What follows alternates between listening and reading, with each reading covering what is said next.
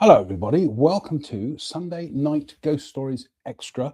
Extra, because we are on a Wednesday. Oh my goodness me, it's the middle of the working week. Where did that go? It's been solid here. I've been plowing through projects this week, so it's been good fun. Just about to turn the light on, I suppose. Always something I forget to do on this darn show. And I haven't changed the font either. Good start, really. Media assets, style. Let's go down and let's change the font to something scary. That's better. And 5, 4, 3, 2, 1. There we go.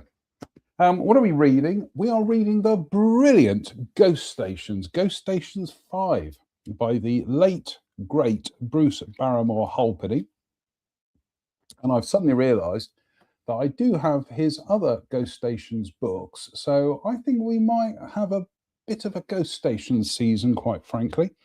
What are we drinking tonight? We're on a 2 beer strategy, so we're kicking off with the Sotma strawberry and lime cider, which is very nice. 3.4% premium cider, vegan and gluten free.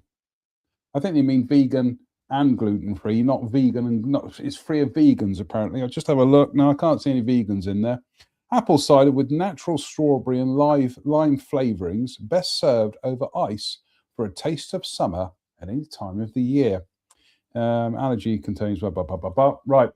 So we haven't even started a ghost story yet, and already we have the dreaded dead soldier. And run, VT. Oh, it's jolly nice of you. Hello, dead soldier. Seen plenty of those in my time. Ha ha ha ha. And we've got some of the Love Lane Brewery Blackbird Extra Stout, which we'll have after half time. So let's crack on Mit the Ghost Stories. And we're on to the Dam Busters Curse, which I get the horrible feeling is going to contain racism, but never mind. After intensive training, which lasted 6 weeks, Operation Chastise was launched on the 16th of May 1943, and the first Avro Lancaster took off before 21:30 hours at Royal Air Force Scampton. 19 specially modified Lancasters, coded AJ, took part in the raid on the Moan, Eder, and Sorpay dams. The plan was for Wing Commander Gibson's 9 aircraft to attack all 3 dams, while a diversionary force of 5 Lancasters attacked the Sorpay and 5 Lancasters remained in reserve, dropping their Barnes-Wallis spinning mines, nicknamed the Bouncing Bombs, at 220 miles per hour, and at exactly 60 feet, the squadron breached the Moan and Eder dams. Racist slur, the code message announcing the success of the operation, was received at St. Vincent's, Grantham, the headquarters of Number 5 Group Bomber Command. So much has been said and written about this flight to glory by Number 617 Squadron's Dams raid. We do know so much has been said and written about this flight to glory by Number 617 Squadron's Dams raid. We do know that 11 aircraft out of 19 got back and 53 brave young men died. Guy Gibson lived to fight another day, but he was cursed for inflicting such terrible damage and slaughter of innocent men, women, children, and animals. For the first time, we now look at the dams raid from the German side, and photographs of the aftermath are shown in this volume for the first time. From the following, one can get the picture at the Air Raid Warning Centre V1/15 during the night of Monday the 17th of May 1943, as from 03030 hours. The following is an actual translation of the original Luftschultz ARWC report. I think we will have a quick swig of the old cider, actually, because my throat's a bit So, lovely. Oh, that's better. 0:30 hours. Air raid alarm proposed sounded at 0:31 hours for Kassel. 0:34 air raid alarm for South Group Melsungen. 0:35 break in the warning net due to battery shortout. 0:47 Kassel Control reported 0:45 4 to 6 enemy aircraft at position 82, target not as yet discernible. 0:54 Dortmund Control reported that at 0:51 approximately 8 enemy aircraft circling in areas 823 and 825. 0:56 Kassel Control reported enemy aircraft remaining in 82 on various courses. 0100 momentary report aircraft activity at 72 and 82. 0102 enemy aircraft circling in the Eder Dam area, still no object discernible. 0106 hours, 6 minutes past 1, wasn't it that way? Usan aircraft spotters reported aircraft sounds at 10. 0112 hours. Air raid alarm sounded for eastern area. Report received that the Möhne Dam had been hit. 0117 and 0118 reports received from aircraft spotters at Winterberg and at Waldeck concerning flares being dropped. The bearings of these reports suggested the Eder Reservoir area! 0120 power restored to the warning circuit. 0130 4 enemy aircraft reported dropping flares over the Eder Reservoir. 0138 smoke (steam) reported over the dam. Questions also to our unit at the Eder Reservoir could unfortunately offer no questions also to our unit at the Eder Reservoir could unfortunately offer no explanation. 0149 the dropping of flares continues. 0155 further observance of aircraft circling over the Eder Reservoir.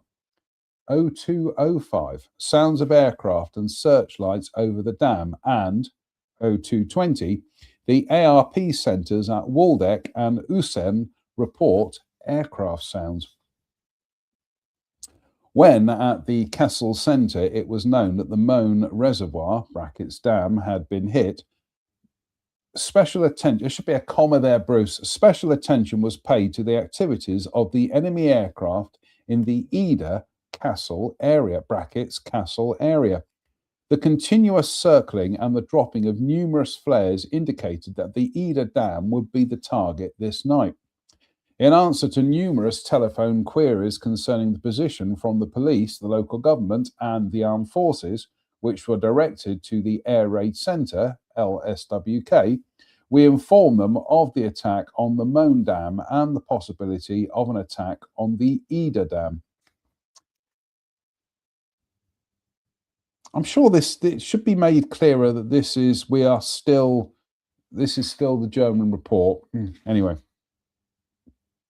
the air situation was correctly interpreted, as well as the importance of the Eder Dam to the Kassel area and the city of Kassel, the wide-ranging consequences in the event of damage to the dam and the resulting flooding. I can't read this. This is impossible. Ulsan, aircraft noise low at 6 to 8. Winterberg, aircraft noise high at 3 to 1. Waldeck, 4 enemy aircraft, 4 engine retreating direction 9. Ulsan, aircraft noise low 4 to 7. Beckham, aircraft noise low 9 to 10. Waldeck, 4 engine aircraft noise light beams over dam. Henschel, Altenbauer in area 9, nothing to see, report. Friedeberg, aircraft noise high, area 11. Oberkirchen, aircraft noise high at 1 to 12. This doesn't make any sense, and there's no point in reading this. So we'll skip ahead to advice from Bad Wildungen. The centre at Mauser factory at Waldeck reports Affolden is underwater brackets flooded, houses collapsing. Periodic report 22, the Eder Dam has been hit. Periodic report 23 hyphen 3, colon 3, periodic report 23, 3 aircraft circling an area, Dortmund, Munster, various courses. All clear given for Witzhausen, Eschwege. All clear given for Railway Group East. Air raid warning lifted for Kassel. Air raid warning for Railway Group Central and South lifted. All clear given for Melsungen. Period 24, the air situation in our area has quietened down west of Arnsberg, Munster, little aircraft activity.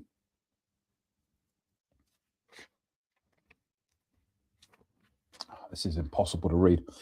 Note, it is interesting to see that the Air Raid Warning Control Centre in Kassel, which made this report, did not receive the advice that the Eder Dam had been hit until 0242. At 0236, they received a report from the Mauser factory at Waldeck, which is at the Eder Reservoir, that Affoltern was underwater. The village is on the bank of the Eder River 4 kilometres downstream. At 0218, periodic report states 20 enemy aircraft retreating to northwest. Possibly the centre did not receive the report of 0236 and 0242. Let's have some ghosts, shall we? As the drama unfolded in the night sky above them, the residents of the nearby village of Affoltern took to the adjacent hills in order to escape the approaching death flood. Under the command of Wing Commander Guy Gibson, the bombers were circling in preparation for an attack against the unprotected Eder Dam. Time and again, the lead bomber circled the area around the dam as if willing his bombers to create mass destruction. This was Gibson's Lancaster, and it was picked out by a young German housewife who, again, errant comma, Bruce. It was picked out by a young German housewife who, comma, was one of the lucky ones. No need for a comma. Who was one of the lucky ones that managed to find high ground before the dam burst. She followed the deadly silhouette of Gibson's bomber and, shivering with fright, she uttered, "Curse you, you evil Terrorflieger, curse you! I, Frau Kloppmann, curse you, lead Terrorflieger, to crash and die a horrible death by fire, for you are from the Teufel." She was frightened. She was mad, and quite rightly so. The night of the 17th of May was a nightmare, for at that stage of the war, the German people were already poor and hungry. Now, what food and animals they had been destroyed in the flood. I'll have another quick swig of the old cider. Slange me, va? Oh, better. Hundreds of people experienced the nightmare wall of water that washed away their homes, and property under the Eder Dam, the type of house in this area being Tudor-style substantial beams. The type of house in this area being Tudor-style, substantial beams filled in with straw and plaster. The day after the dam's raid, Frau Kloppmann's husband, Heinrich, came on leave to his home at Dornberg. At great risk to their lives, Heinrich Kloppmann and his wife cycled to a spot protected by bushes overlooking the dam via Ippinghausen, Sachsenhausen and Werp, some 35 kilometers. Here they took photographs using a Kodak 6x9mm camera. They took a great risk taking the photographs, for it was forbidden or verboten to take any photographs. At this period, there were many guards at all key points, but that did not stop Kloppmann taking 2 sensational photographs, as we can now see. It did help with Kloppmann being in his Panzer uniform, and the vast destruction also helped, for the flak units had to detour via Dornberg due to the approach roads being washed away. And the Kloppmans gave some schoolboys 50 pfennig for helping to carry their bikes over the obstacles. From the top of a hill, they were able to see Affolden, which was flooded. Then came the difficult task in getting the film developed. A Castle photographer refused outright to develop and print the film and quickly turned them away. After Heinrich Kloppmann had gone back to his unit, the 1st Panzer Division, which was then in occupied France, Frau Kloppmann gave the film to a friend, who in turn took it to another friend who worked at the IG Farben factory in Heust near Darmstadt. Relatives then brought the unique photographs and the negatives back to Frau Kloppmann, who immediately hid them away. The official documents state that the raid on the Ruhr Dam, the raids, not raid, the raids on the Ruhr dams led to 1,294 deaths, and that most of these were near the Möhne Dam, especially in the town of Neheim-Husten, that suffered over 900 deaths, I think it should be. All were drowned, but unofficial figures say well over 5,000 were killed. There is no record of animal casualties, but they were vast. Meanwhile, the curse and the photographs remained Frau Kloppmann's secret. Back in England, Frau Kloppmann's curse was starting to work, saving Gibson for his special curse, for he was from the Teufel, the devil. 35 of the dam busters were killed in 3 nights within a month of Gibson being posted to special duties in August 1943. The raid against the Ruhr dams had been a costly failure. Yes, the damage to power stations, factory buildings, houses, roads, bridges, and to agriculture was enormous and wiped out complete families. But it was only done to smash the will of the German people, for Bomber Command made no attempt to stop the repair work on the dams. So, Frau Kloppmann was right to curse the Terrorfliegers, for the dam raid was political. Dams raid. But it earned Gibson the Victoria Cross. Come on, Bruce, whose side are you on, for goodness sake? On the night of the 19th of September 1944, Wing Commander Guy Gibson volunteered to act as a master bomber and set course in his borrowed de Havilland Mosquito for Reddit, just inside the German border. Gibson left the target area, but the curse was now to be played out. According to eyewitnesses, Gibson's Mosquito was seen to crash in flames near the town of Steenbergen en Kruisland in Holland. A ball of flame, just as the curse stated, and for many years the crash was not identified, forgotten. In early 1987, Frau Kloppmann let the sensational photographs that she and her husband took in May 1943 see the light of day, and I was first to have a copy and the documents with the photographs. Again, Bruce, I was first to have a copy and, comma, the documents with the photographs. Doesn't mean a comma. Now that those photographs have come to light, and, comma, I think he's sponsored to use commas, this man. Now that the photographs have come to light and the curse on those Terrorfliegers that launched the death blood on so many innocent men, women, children, and animals also made known, it does help to explain the mystery around Wing Commander Guy Gibson's death. Seen to crash to the ground in a ball of flame, said eyewitness accounts of Gibson's crash, consumed by fire.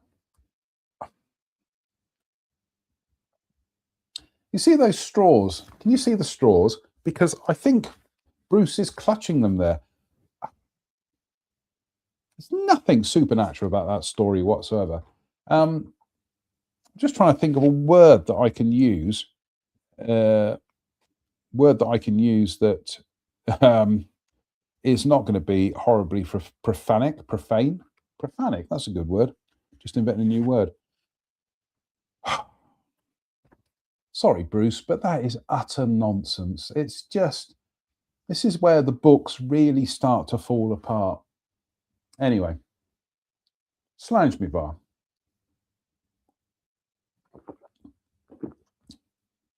I think we will have a bit of scotch, if you don't mind.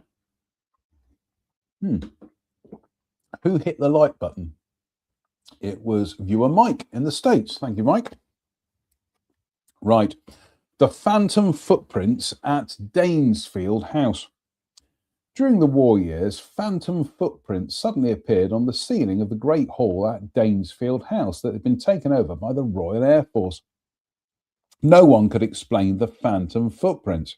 At many Royal Air Force officers' mess, there could usually be found a footprint on the ceiling, usually put there after a particularly convivial evening. But the phantom footprints at Danesfield was not a practical joke. It was too sinister to be a joke. Should that be, but the phantom footprints at Danesfield were not a practical joke. Footprints, it's plural, but there shouldn't be a was, should be a were. I don't know, I'm being pernickety. After the war, Royal Air Force Danesfield was occupied by Number 90 Signals Group, and when this unit, then Signals Command, closed in the mid-1970s, the house and buildings on the south side of the road were empty for a long time.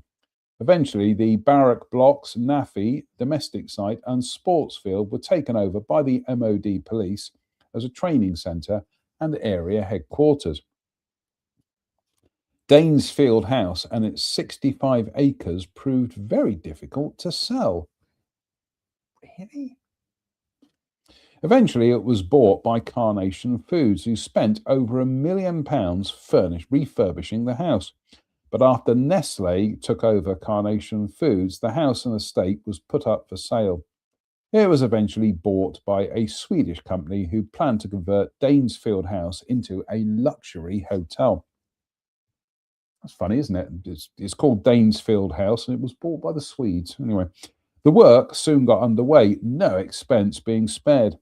Company Carpenter's workshop was brought on site to repair all the carved woodwork, and a large plasterworks was installed with skilled workmen to replace and repair the plaster ceilings.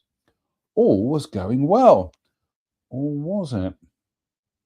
Just before the work was completed, a workman saw the phantom footprints. He said it was a warning. A few weeks before the planned opening, a fire started in the roof timbers above the Minstrel's Gallery in the Great Hall, just above the ceiling area where the phantom footprints appeared. The fire destroyed the whole of the interior and part of the courtyard, but not the tower or the stables. The cause of the fire was unknown. It was suggested that it might have been started by a workman's blow lamp, for men were working on the lead on the roof. But those who saw the phantom footprints know otherwise. It should be knew otherwise, but the owners were not discouraged, and work once again got underway to refurbish Danesfield House. Nothing could stop them this time. Or could it? The ceiling in the Great Hall had perished in the fire, and with it the phantom footprints. Or had they? Once again, Danesfield House was brought back to its former glory, and once again the phantom footprints appeared on the new ceiling in the Great Hall. Why did they appear? No one knows, or if they do, they are not saying. Within a few weeks of the planned opening, the building again caught fire. Again, the sighting of the phantom footprints had heralded a fire. Once again, the owners set to work to rebuild Danesfield House, the building haunted by the phantom footprints. Danesfield House is, at the time of writing, again rebuilt, and everything is in order. Or is it? That depends on the phantom footprints. To date, they have not reappeared. Oh, thunderclap.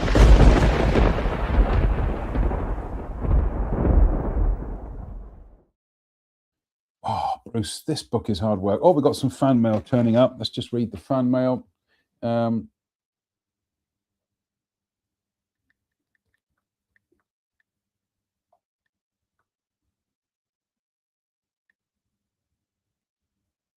Right.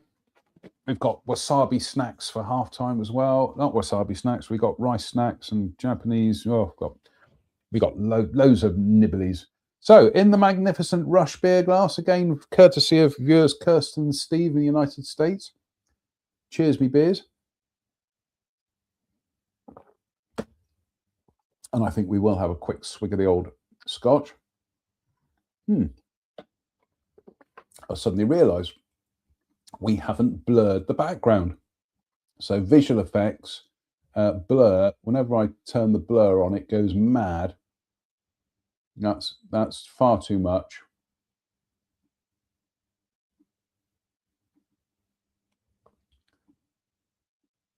I think that's fine. That's perfectly fine. Yeah, that'll do. And I seem to have frozen. Oh, I'm back. Oh, I'm just having a look to see how strong the Wi-Fi is. Oh, perhaps we'll turn the blur down a bit. Doesn't seem to like it tonight. Let's try that. No, I think we'll turn the blur off. It's not liking it. Blur off. What do you do on Wednesday night? I tune in to watch Ghost Stories, but watch the confused man from Dudley flap around with his StreamYard controls. Anyway, the ghost. Oh no, we'll do the photographs. We didn't do the Dam Busters photographs. Did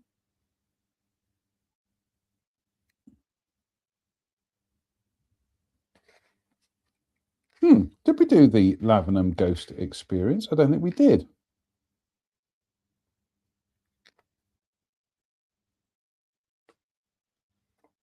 I'm sorry, I'm slightly kind of perplexed here that I think there may have been some stories that we've skipped here. So okay, no, we'll go back to. I don't think we did this one. Yet another Lavenham experience. Okay. We were going to show the Dam Busters pics, weren't we? Goodness me, right. So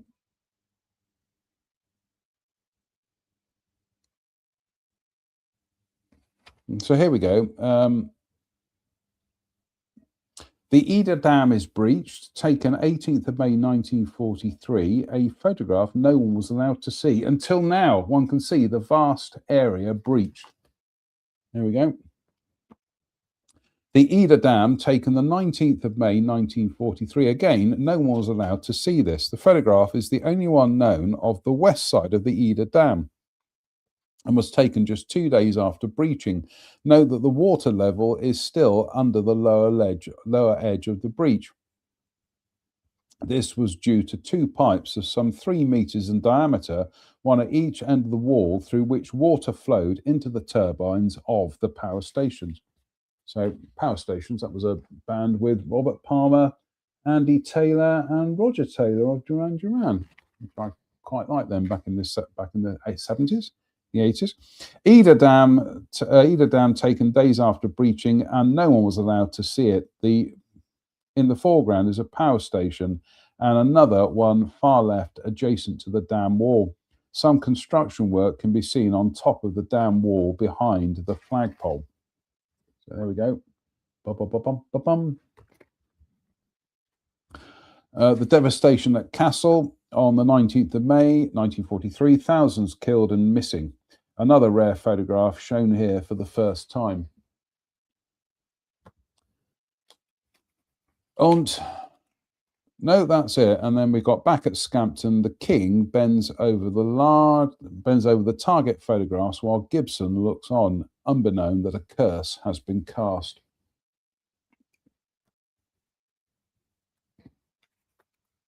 Right. Yet another Lavenham experience. It all started with a visit to the museum at the Old East Kirby Bomber Museum in Lincolnshire. After being shown the collection of books on sale in a souvenir shop, Lance Tebbit purchased a copy of My Ghost Stations, the first volume. With a copy of Ghost Stations, which I read cover to cover, my hobby number 2 started, said Lance Tebbit, aged 29. In September 1984, Lance Tebbit came out of the Royal Air Force after having served 6 years as an RAF crash rescue fireman. I joined the Royal Air Force on leaving school, he said. Whilst I was serving, I just took the RAF as a job and didn't really take any interest in flying or the airfields. The only hobby I really took to was my love of motorbikes and the history of the RMS Titanic, which has been a study come book and memorabilia collection. Born in Sleaford in Lincolnshire in what is called Bomber County, Lance soon became interested in the old airfields and also the airfields of the American 8th Air Force, as he now explains. I decided that I would like to make and experience my own collection of old airfields of the 8th and UK stations on colour slides from my camera. So my friend Gary Clark and myself started going round East Anglia on my new motorbike, armed with camera and books. Eventually, we ended up at the old wartime station of Lavenham, number 137. We obtained permission from one of the local farmers, a Mr. Eady, to look around the old tower, keeper of memories and the airfield. Quite a lot of Lavenham still remains, and after shinning up the old tower, which was glazed and locked up, for a good look inside, we were approached by a car, so I quickly jumped down from the balcony of the tower. The driver of the car turned out to be Mr. Eady's brother and also a farmer on the land, accompanied by his wife and their dog. Lance and Gary introduced themselves and at the same time informed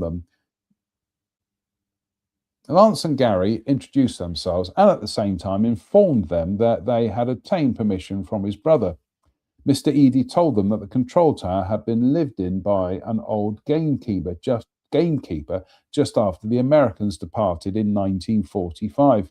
He then unlocked the tower and invited Lance and Gary to look around inside. They jumped at the offer. It was during our look inside the tower that Gary and myself had our own Lavenham experience, said Lance.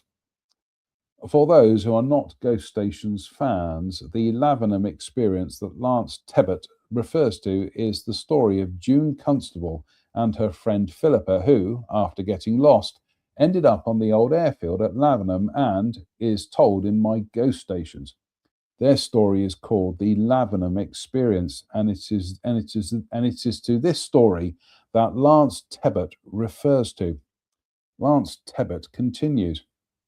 We stood in the top floor of the tower with Mr. and Mrs. Eady and their dog, looking at the old flight back blackboard and admiring the condition of the old parquet flooring.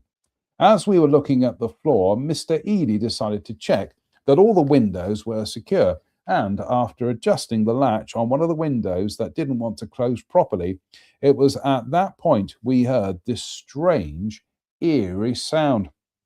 True enough, the wind seemed to pick up, and Gary said, "Listen, enough wind. Listen." Sorry. At that very moment, Mr. Eady's dog shot out of the tower, followed by Mr. Eady to retrieve him.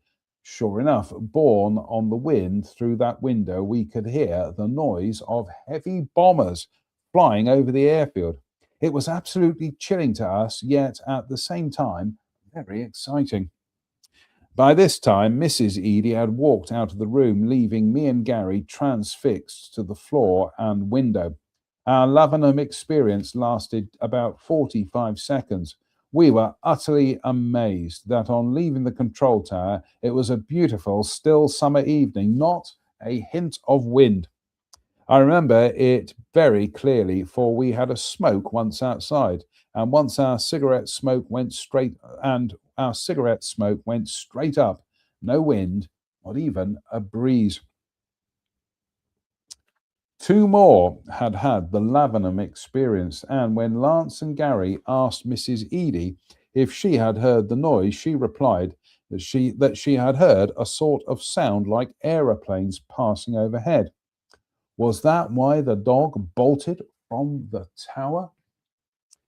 I must just add that Lance Tebbit asked me to make it very clear that neither he nor his friend Gary are Ghostbusters or trivia seekers. and I must stress this point.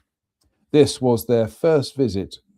This was their first visit to the old airfield at Lavenham that took place during the first Sunday in August 1991 at approximately 19:30 hours.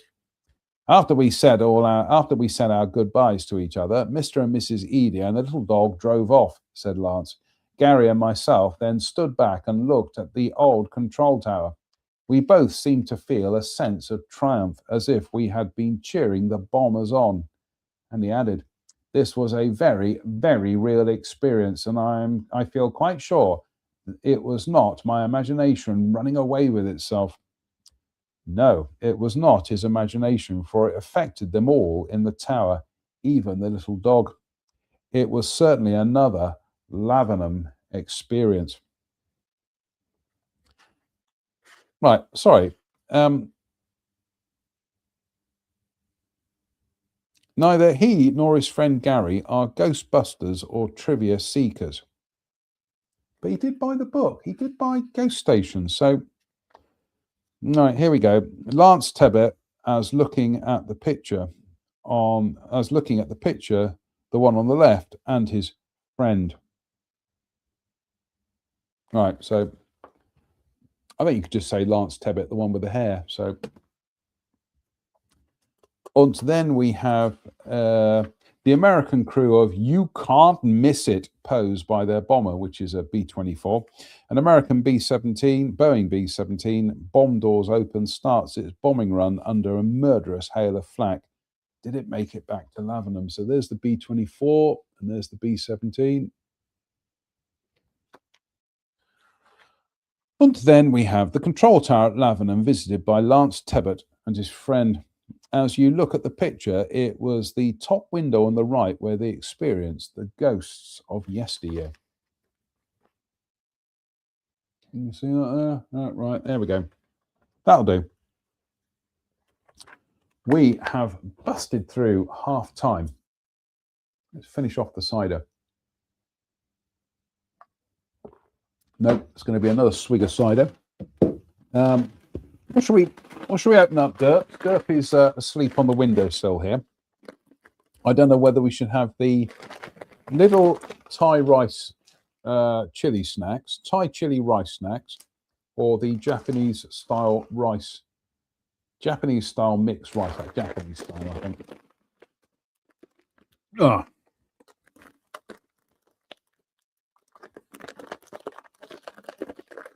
So, what have we been up to today? Like I say, we have been plowing on with work today. And I listened to the England game, which was exciting.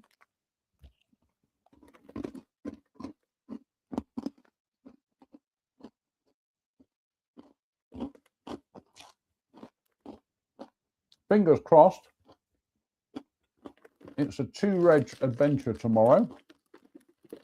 So we'll be back on the West Somerset Railway. So hopefully we'll report on that on Friday. Good news is I got paid today, which is always encouraging.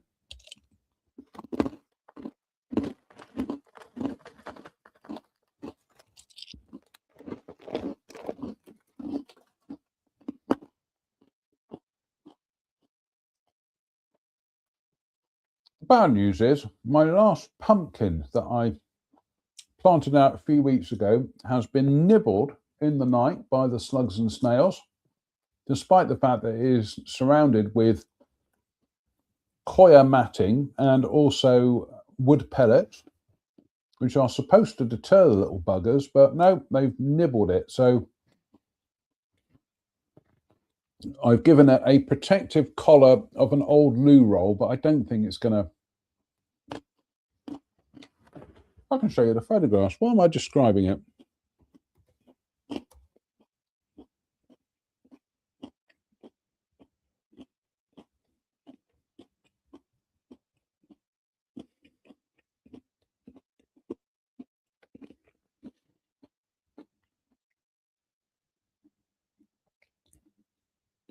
Here we go. So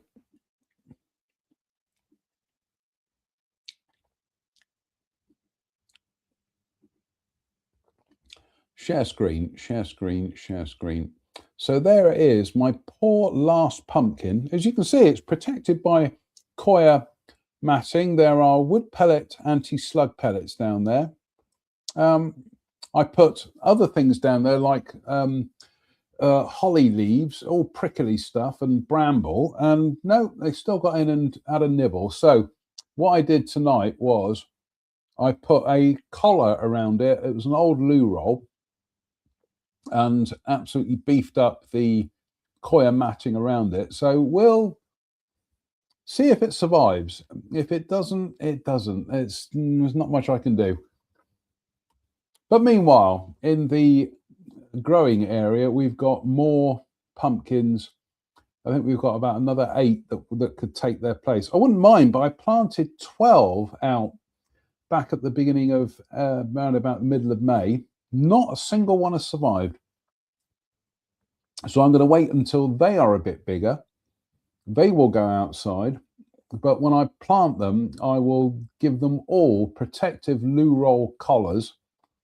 And I'll also cover them in coir matting as well. So hopefully it'll be enough to deter these little invertebrate buggers. But anyway, cheers, me beers. Oh, slange. So, yeah. Oh, let's actually try bringing that up on screen, shall we? It does help. There we go. So there is my poor pumpkin that's been eaten. Oh, like I say, I planted, it's about 9 or 12 originally. It was about 9. None of them have survived. So, like I say, I've given it a loo roll collar and beefed up the coir matting around it. It's planted in between the potatoes as well. So if it doesn't survive, it doesn't survive. Nothing I can do. But there are the replacements. So we'll wait until they're a bit more substantial. And like I say, they will go out. They will be planted out in loo roll collars. I will stuff the loo roll collars with coir matting. Oh, the beer burps. Do apologise. The beer burps at 44 minutes and 15 seconds. Incroyable. So yeah, I would like to have some pumpkins this year, but and we've also got some spinach in that tray as well. So I think the thing next year is I will sow so many pumpkins. I will just have a gazillion to plant out, but they just get something about them that slugs and snails absolutely love.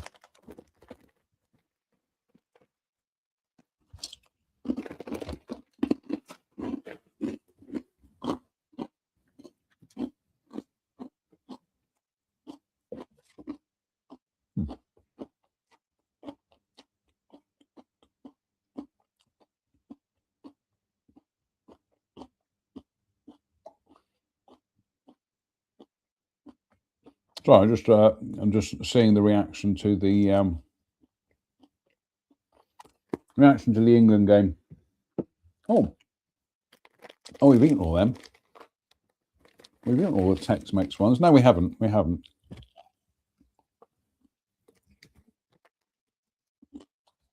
We have now.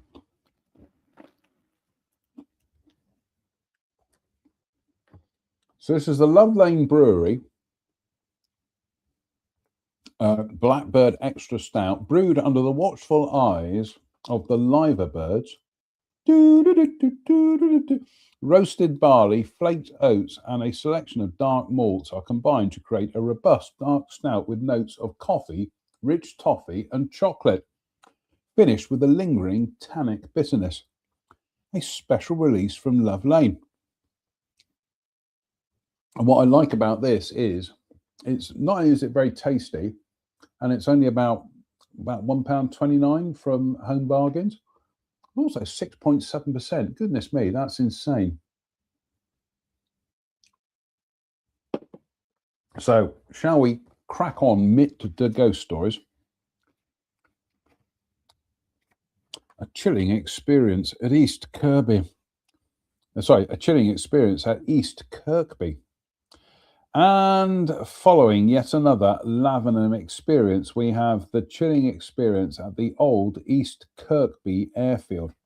The next story shows how each airfield weaves its own mystical spell in many different ways. To many, they are just old airfields, but to others, they have feeling, a spell like magic that draws you to stop and ponder a while.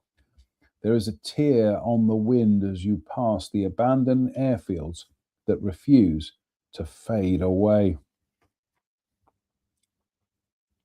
I read with great interest your book, Ghost Stations, as I have always been interested in flying, especially with the Second World War, said Graham Garnham. Me, my wife Janice, and I often take our caravan to the Lincoln area, which we both like, and occasionally look around derelict air stations. After reading your book, we had a twilight wander on the airfields and taxiways at Fiskerton, but no Jeep appeared.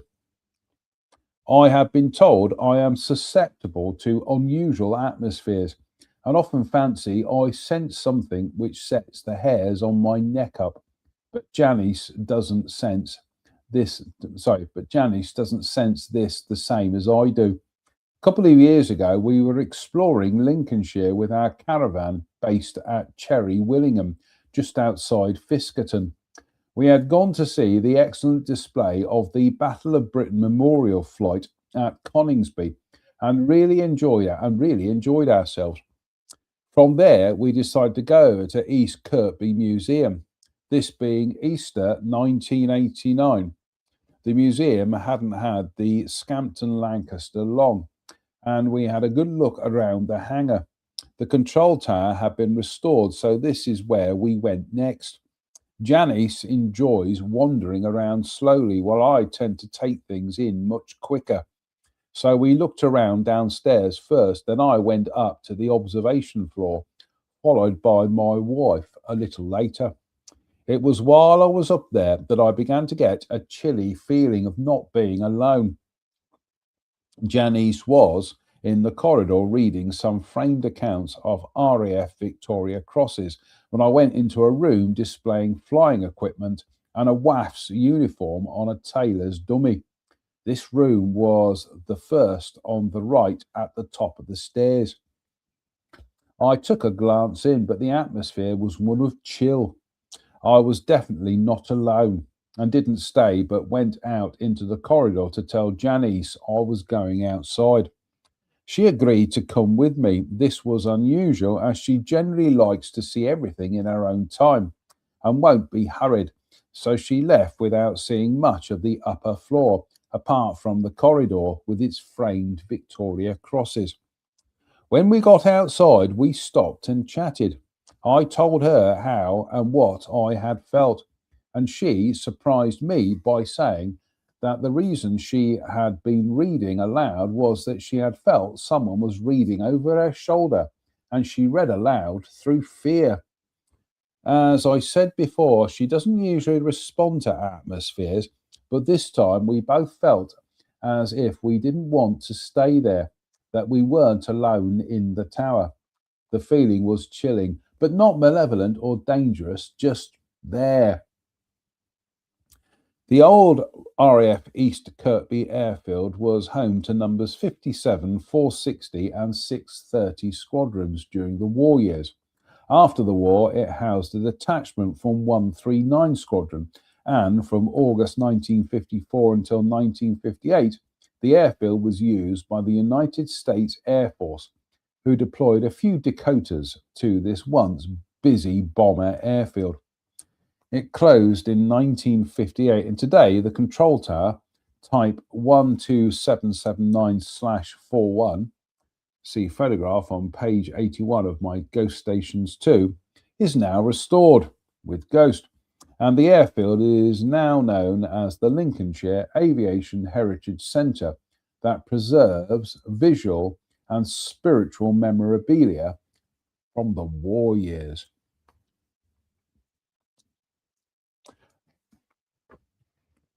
This is typical of Bruce. I don't know if you can see that.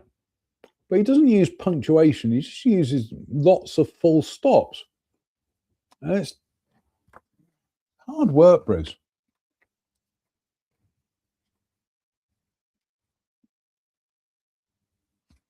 What are we up to? 51 minutes. We might skip ahead to another story here because this one looks like it's hard work. So we're going to have some more Japanese style rice snack.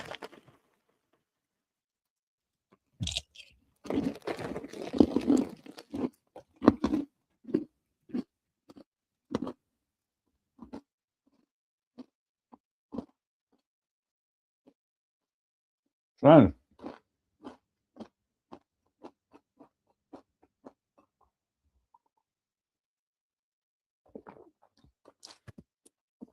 oh, that is lovely, that lovely. Nope.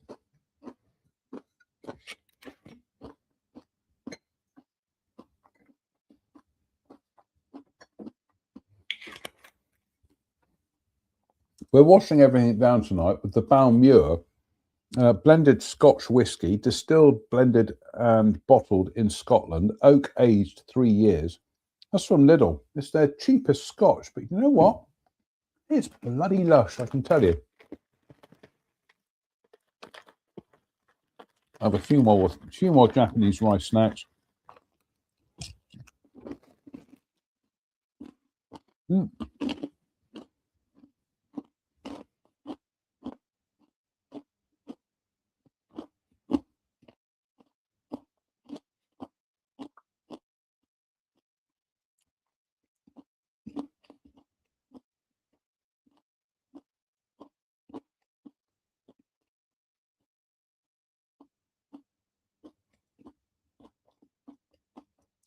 Sorry, just getting oh,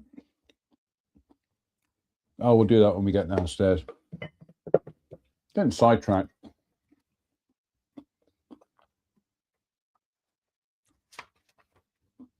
The glowing control tower. Between 1986 and 1988, David Peel lived at Royal Air Force Hemswell in the post office on the Market Raisin Road. The post office served the army camp that occupied part of the old airfield. I'm sure we've read this one before, but I'll read it again. In February 1987, he was at a loose end one night and, half seriously, suggested to his brother and his best friend that they should go on a ghost hunt at the airfield opposite, the old RAF Hemswell. The three of them set out after exploring almost the entire airfield, when suddenly, doesn't make sense. The three of them set out, and after exploring almost the entire airfield, when suddenly, no, it should be the three of them set out exploring almost the entire airfield, when suddenly, shouldn't be ... it should be a comma, Bruce, when suddenly David Peel halted. I noticed what I thought was a greenish glow at the top window in the control tower, he said.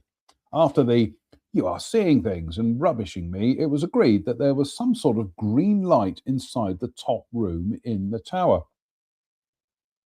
Rather excitedly, we managed, possibly illegally, to get on the roof, trying to hang off the railings in order to get a look into the window that was glowing, but sadly, we were not able to. Probably nothing at all in it, but I did lay awake for a long time that night, just wondering what, if anything, we had seen. It was a funny feeling, I can assure you. There have been many ghostly happenings at the old Hemswell airfield, as readers of my ghost stations are well aware. When Derek Harrison, the Missouri Waltz story, page 34 in Ghost Stations, paused that night in 1978 to answer a call of nature in the hedge bordering Hemswell airfield, the last thing in the world he expected to hear was music, voices, and the sound of a piston engine aeroplane starting its engines. The airfield was in total darkness and deserted. Or was it? When I asked David Peel for permission to publish his story, he replied, "You may certainly use the story if you wish, although it should be stressed that we never actually saw anything tangible or concrete. We only went on the ghost hunt for something to do on a dark night. We never expected to see or hear anything out of the ordinary, and although I cannot explain the glow that definitely came from inside the tower, I wouldn't immediately come to the conclusion that something spectral was afoot at Hemswell, simply on the basis of my experience, although your books would seem to indicate that something is going on at Hemswell RAF." That definitely deserves a thunderclap.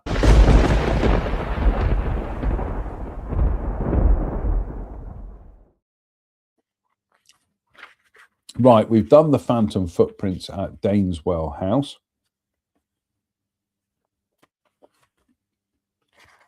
Oh my goodness me, this next one is... That's far too long. We're not reading that one. We are jumping ahead a couple of pages here, so... Am I having some more wasabi snacks? No, not wasabi, Japanese style rice snacks.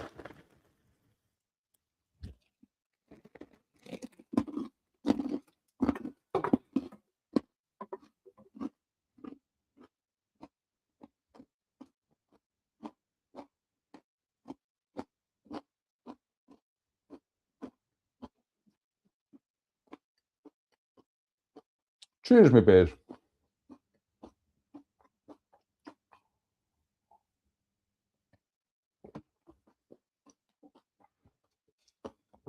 Oh, that is lovely. I'm definitely getting some more of this Blackbird.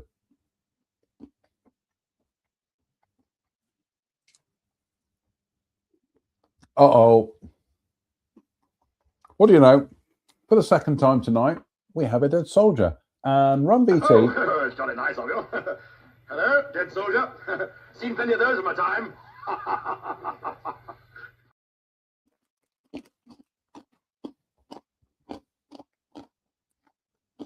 Strange.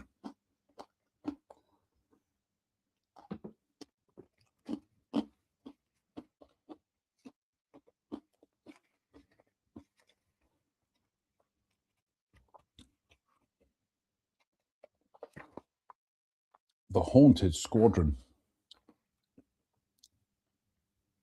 In April 1931, Number 40 Squadron was reformed as a bomber squadron at Royal Air Force Upper Heyford, the squadron badge being a broom, and it was not long before it became known as the Haunted Squadron, with the broom taking on a more sinister meaning. During the First World War, Number 40 Squadron had served on the Western Front as a fighter squadron. It disbanded in 1919. On the 26th of September 1933, Number 40 Bomber Squadron was returning to its home base at Royal Air Force Abingdon in Berkshire after exercises in Scotland.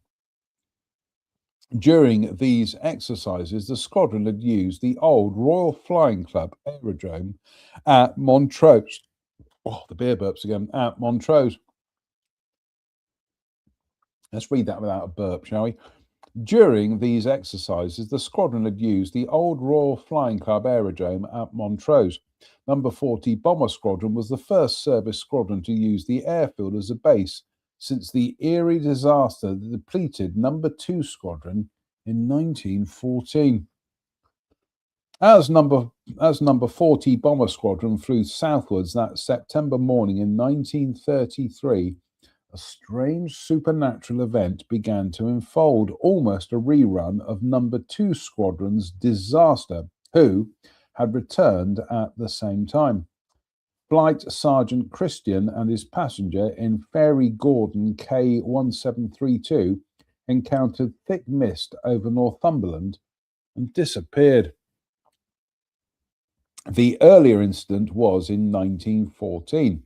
Number 2 Squadron left Montrose and headed south for Netheravon on Salisbury Plain on the 15th of May 1914. They were to take part in exercises, but over Yorkshire they flew into thick ground mist. Lieutenant John Empson and A.G. Cudmore in a B-2A number 331 attempted to land at Hutton Bonville near Northallerton. The aircraft went through a hedge and overturned, killing Empson and Cudmore in the process. After an almost identical disaster with number 40 Bomber Squadron, many high-ranking people linked the accident to the supernatural influence associated with the old aerodrome at Montrose, still fresh in the minds of many service personnel being the ghost of Montrose Aerodrome. But the number 40 Squadron incident was much more mysterious. A day after aircraft Fairy Gordon K1732 disappeared, an aircraft wheel was washed up on the east coast and Christian's body floated in 3 days later. The body of his passenger was never found. And stranger still, aircraft K1732 was never on charge to 40 Squadron. It was struck off charge on the 26th of September 1933, the very day this aircraft is said to have crashed. How very, very strange. I'll pretend I understood that, but let's run V2.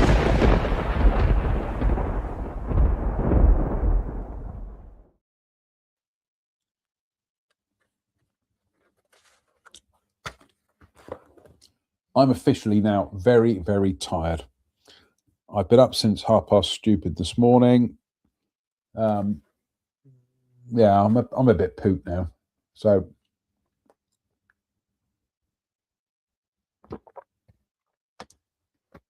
what do you reckon, Derp?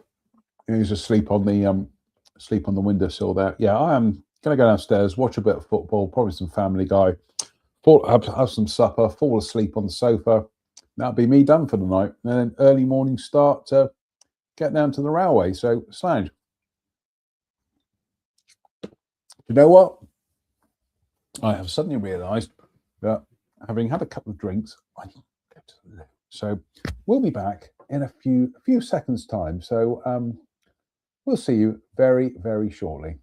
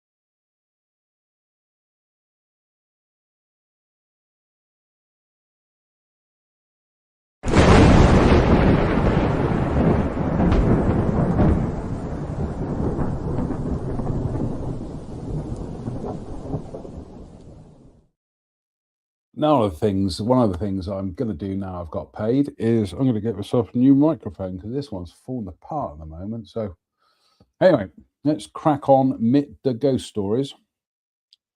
The Newell House Phantom. Let's have another quick swig of the old beer. Oh, lovely. Slash.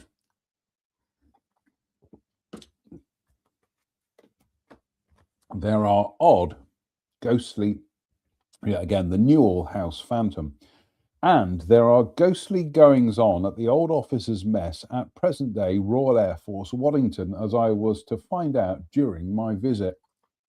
In August 1991, I paid a visit to RAF Waddington to see Flying Officer Nicky Tilmouth, RAF. It all started when I wrote to the publishers of the books and was subsequently treated to a personal visit from Mr. Barrymore Halpenny and his son Baron, she said. When I arrived in the office of Flying Officer Nicky Tilmouth, the station's community relations officer, I was introduced to Nicky Pearson, the wife of an RAF police dog handler and also a Ghost Stations fan, and she had her own ghostly story to tell me. Newell House at RAF Waddington is haunted, said Nicky Pearson. Many ghostly sightings have been reported. Flying Officer Nicky Tilmouth nodded her head to confirm it was true. Nicky Pearson continued. My colleague Sue Cox was alone in Newell House one night when she saw a man between the two flights of stairs. Thinking it was an intruder, she tried to catch up with him, but he had vanished into thin air. Knowing she had clearly seen someone, she informed the Royal Air Force Station Police, but after a very thorough search, they found no one. Newell House at RAF Waddington is the standard type building on airfields built during the expansion period between the wars. The one at RAF Waddington was built in 1929 and in use as an officer's mess until the mid-50s. Over coffee and biscuits, Nicky continued.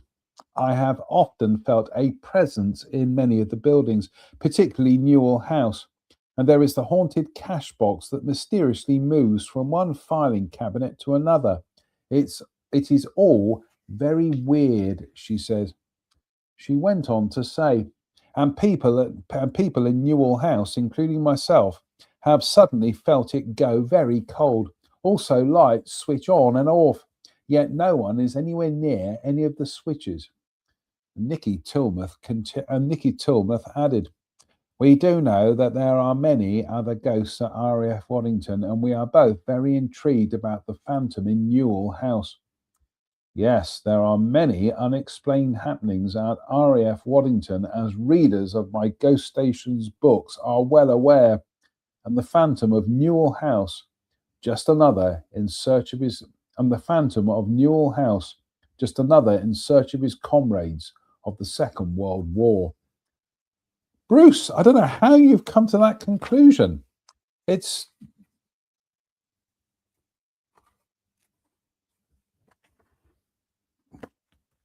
like he takes 2 and 2 and makes marmalade. It's just, I mean, no offense, Bruce, but I know you're there on the other side, so to speak. So a bit like Peter Underwood, please do come back as a ghost.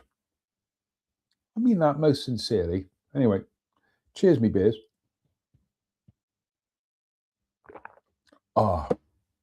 In the magnificent United Federation of Planet Shot Glass, again courtesy of viewers Kirsten and Steve in the United States, slange me bar. We have ploughed through the hour mark. We're at an hour and 10 minutes. We need to wrap this nonsense up, this quality entertainment up. So,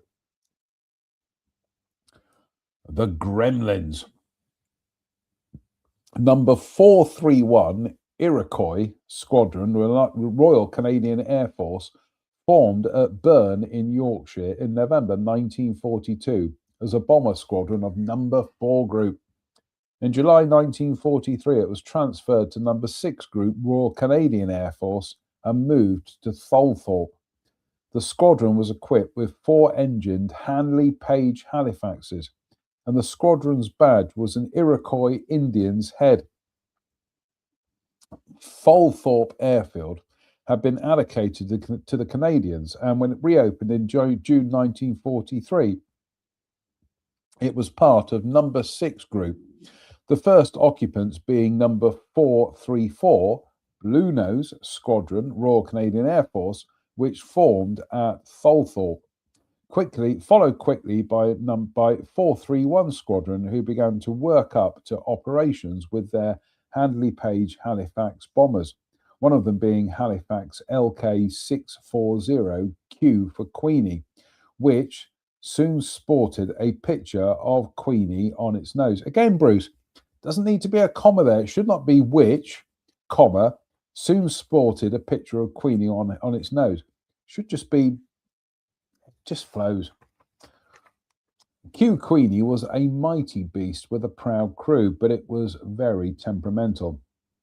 It was the Gremlins, said the ground crew. The engines would be fine, then for no apparent reason they would not be running right. Many times the ground crew worked on the engines only to find nothing wrong. Each time, oh, a bit more. Lovely. Each time operations were on, the Gremlins would start to work on Q Queenie, and the ground crew became frustrated, for Q Queenie was a new aircraft and they could never find anything wrong.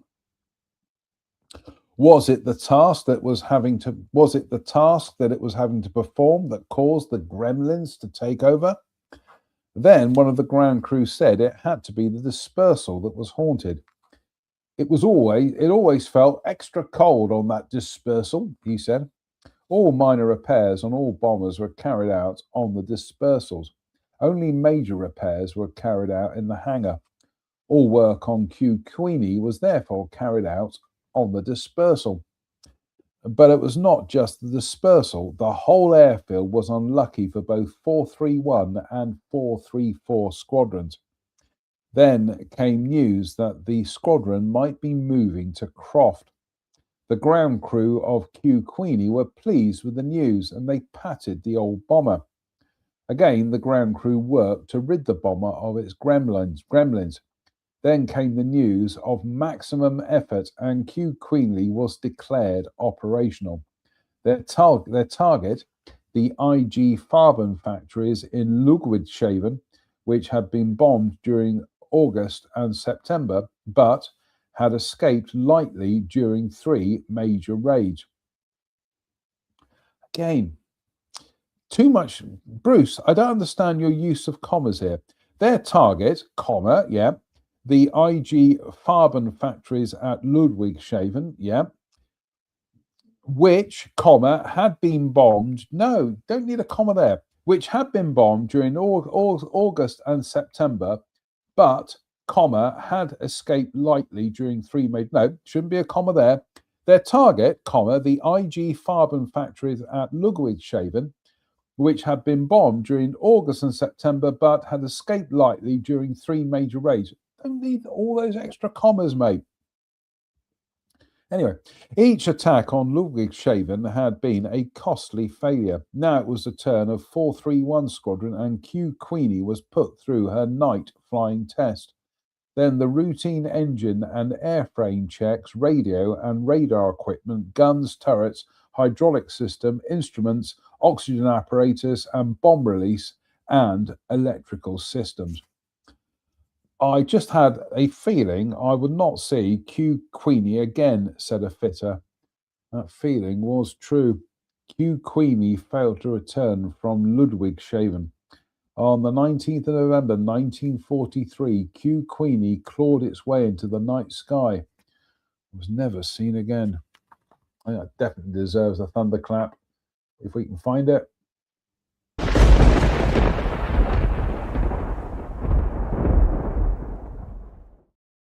Last for tonight. Cheers, me beers. Oh, lovely. Slange. Oh, lovely. The Phantom Pilot. After a bomber role during the war years, Royal Air Force Middleton St George, known as Goosepool, became a fighter airfield in June 1956, and its operational life started in this new role when the Hawker Hunter F-6s of 92 Squadron and the Gloucester Meteor NF-14s of 264 Squadron arrived in March 1957. Both units stayed until the following September. Shortly after the departure of these two jet fighter squadrons, a Phantom pilot was seen in and around the mess area. Almost everyone who has seen the Phantom pilot say the Phantom figure looks real but ashen, as if dazed, and is wearing flying kit. Again, Bruce, you don't need all these commas, for goodness me. It is possible from the many eyewitness reports, for the details never seem to vary, that the Phantom pilot is that of a National Service pilot who crashed his Meteor jet whilst training. Apparently, he had landed for a touch and go on the old 10 to 28 runway, which now houses the air terminal, when an engine cut out. There is some speculation as to whether the pilot was aware of this occurrence as he attempted to take off with full power on the remaining engine. This, I'm reliably informed by a pilot who was there at the time, that this was a definite no-no.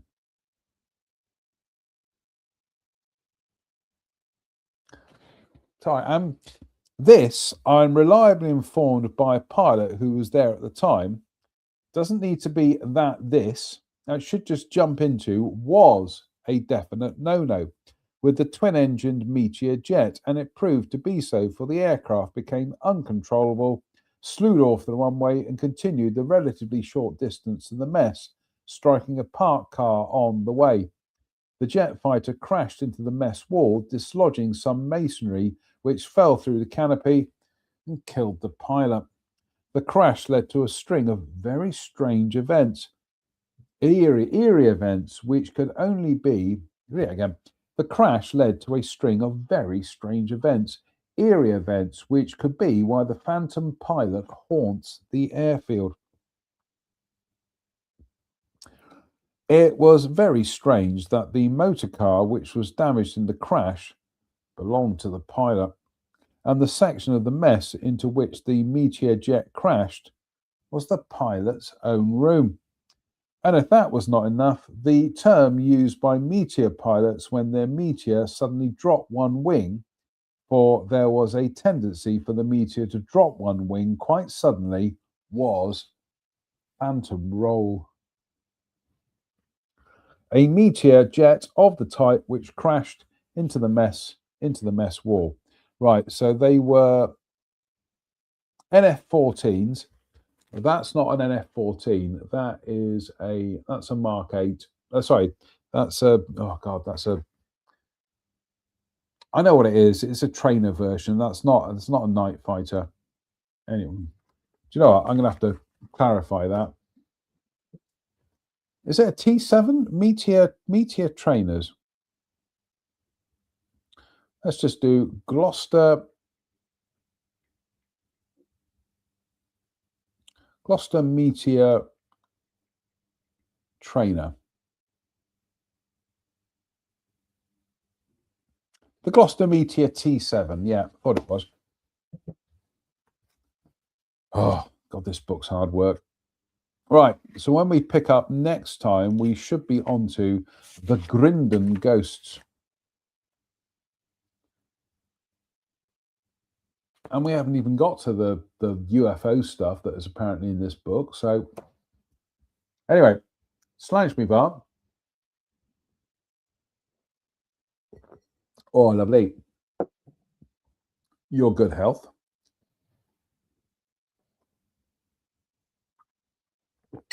Oh, just gone 9:30. That's it for tonight. Fingers crossed. We'll be back for Sunday Night Ghost Stories Extra on a Friday. So until then, it behoves me to say thank you for watching. Why? Why not? What else are you going to do on the first day of July than watch a confused man from Dudley with holes in his head, drink ghost stories, and read alcohol? Come on, the World Cup's on. I know, because we won today. So yeah, go and watch the World Cup. I'm going to go downstairs and watch some World Cup and some Family Guy and have some supper. So until the next time, as always, thank you for watching. Stay safe, stay out of trouble. Please don't have nightmares. Good night.